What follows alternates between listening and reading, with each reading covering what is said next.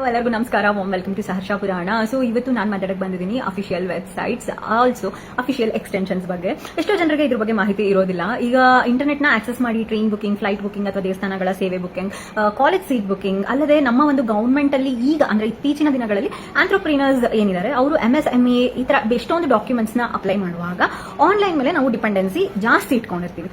So ಈ ಒಂದು ನಿಟ್ಟಿನಲ್ಲಿ ಯಾವುದು ಅಧಿಕೃತವಾಗಿರುವಂತಹ ವೆಬ್ಸೈಟ್ ಅನ್ನೋದನ್ನ ಹೇಗೆ ಕಂಡುಹಿಡಿಯೋದು ಅನ್ನೋದಕ್ಕೆ ಈ ಒಂದು ವಿಡಿಯೋ.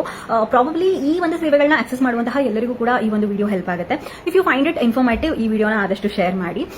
.gov.in ಅನ್ನುವಂಥದ್ದು ಒಂದು ಎಕ್ಸ್ಟೆನ್ಷನ್.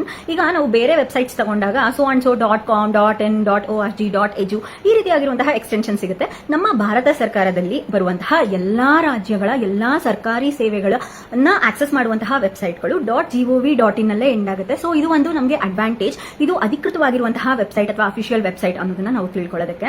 ರೀಸೆಂಟ್ ಆಗಿ ನನಗಾಗಿರುವಂತಹ ಒಂದು ಎಕ್ಸ್ಪೀರಿಯನ್ಸ್ ಏನು ಅಂತ ಹೇಳಿದ್ರೆ, MSME ಸರ್ಟಿಫಿಕೇಟ್ ನ ಅಪ್ಲೈ ಮಾಡಬೇಕಾಗಿತ್ತು. ಸೊ ನೀವು ಜಸ್ಟ್ MSME ಅಂತ ಹೇಳಿ ಸರ್ಚ್ ಮಾಡಿದ್ರೆ ನಿಮಗೆ ತುಂಬಾ ವೆಬ್ಸೈಟ್ ಗಳು ಸಿಗುತ್ತೆ. They will charge so much. But ಆದ್ರೆ ನೀವು ಅಫಿಷಿಯಲ್ .gov.in ಅಂತ ಎಂಡ್ ಆಗುವಂತಹ ವೆಬ್ಸೈಟ್ ಅಲ್ಲಿ ಹೋದಾಗ ನೀವು ಅಪ್ಲೈ ಮಾಡಿದ್ರೆ ನಿಮಗೆ ಫ್ರೀ ಆಫ್ ಕಾಸ್ಟ್ ಅಲ್ಲಿ MSME ಉದ್ಯಮ ಸರ್ಟಿಫಿಕೇಟ್ ಆಗುತ್ತೆ. ಅಲ್ಲದೆ ಇನ್ನೊಂದು ಎಕ್ಸ್ಟೆನ್ಷನ್ ಬಗ್ಗೆನೂ ನಾನು ಮಾತಾಡಬೇಕು.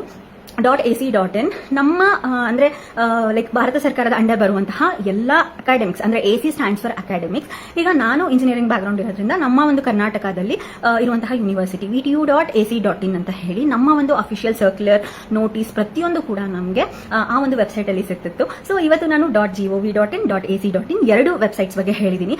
ಈ ಎಕ್ಸ್ಟೆನ್ಷನ್ ಅಲ್ಲಿ ಎಂಡ್ ಆಗುವಂತಹ ವೆಬ್ಸೈಟ್ ನ ನೀವು ಈಸಿಯಾಗಿ ಟ್ರಸ್ಟ್ ಮಾಡಿ ಆಕ್ಸೆಸ್ ಮಾಡಬಹುದು.